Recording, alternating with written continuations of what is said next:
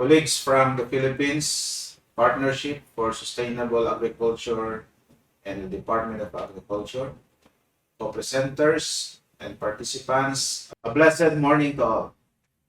It is with pleasure that I share with you a brief overview of DA BAR's efforts to ensure responsible agricultural investments. Mandated to ensure all agricultural research is coordinated and undertaken for maximum utility to agriculture. DA BAR envisions a technology-empowered agri-fishery sector contributory to inclusive growth and development and is driven by its mission of coordinating, integrating, funding, and managing the R4DE system. In the process of fulfilling the Bureau's mandate, we have developed the 8-point reforms agenda on agri-fisheries research for development extension.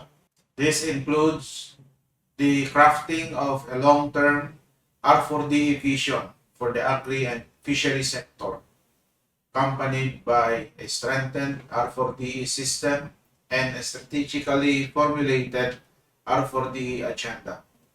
Grounded on the Bureau's inclusive and transformative framework, we also underscore the research to policy for development and extension approach. To further materialize our goal, we commit to continuously innovate and develop new R4DE programs, conduct research investment valuation, and provide an inclusive planning, monitoring, and evaluation scheme. Last but definitely not the least is the 1DA Technology Bulletin in the form of the intensified BAR Digest, BAR Chronicle, a compendium of agri-fishery R4DE outputs.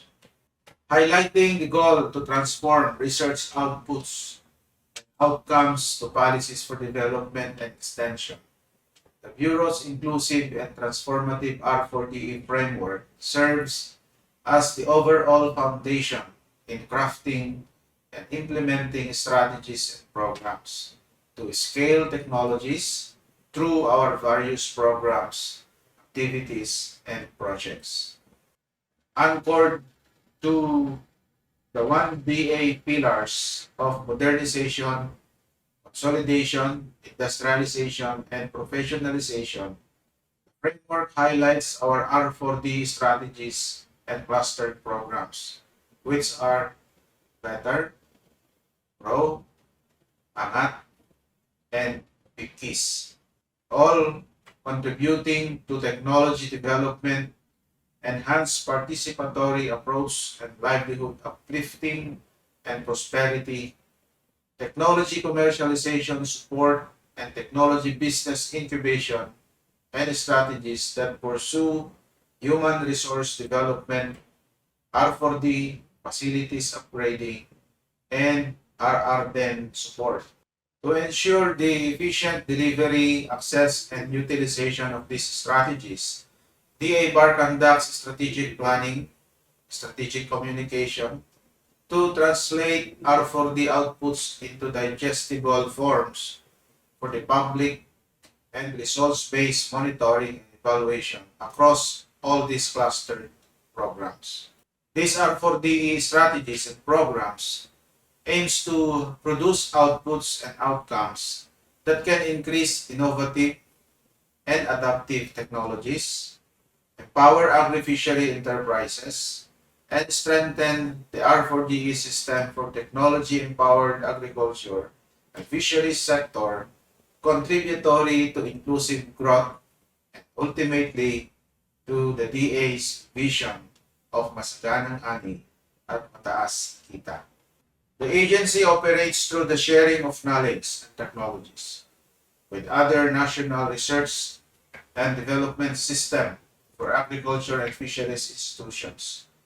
The realization of our R4D agenda is made possible through our Research Program Development Division, Research Coordination Division, Knowledge Management and Information System Division, and Administrative Services that collaboratively work to fulfill their respective duties and responsibilities for the ultimate benefit of our stakeholders, which include, among others, researchers, extension workers, SUCs, LGUs, non-government organizations, and most especially our farmers and fisher folk. The Bureau's GAA in the past decades amounts to a total of 4.1 billion, with a large portion allocated to the support to technology commercialization, followed by support to upgrading research facilities, applied research, and farming systems. The Bureau has funded the establishment and upgrading of a total of 73 facilities, amounting to around 304 million 2016 to 2020, 42% of which was allocated to multipurpose R&D facilities, 21% to other R&D facilities, while the rest are for innovative food processing and tissue culture facilities, plant genetic resources and technology commercialization center, and diagnostic research laboratories. Through these modern and functional R4D facilities, the Bureau ensures that good agricultural practices are observed and that agri-fishery stakeholders have access to facilities that would allow them to develop and enhance their products and services.